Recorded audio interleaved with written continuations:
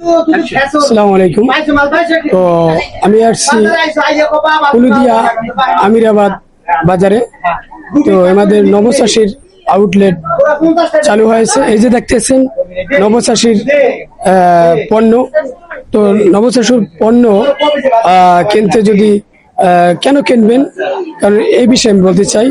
নবচাষীর পণ্যগুলা তো আপনারা অনেক সাশ্রয় পাবেন। যেমন 1420 টাকার মাল আপনি পাচ্ছেন 1050 টাকা।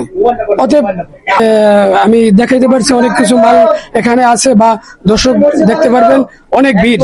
এবং বাউফলে, কালাইয়া এবং আমিরাবাদ আরো অনেক আউটলেট চালু হয়েছে।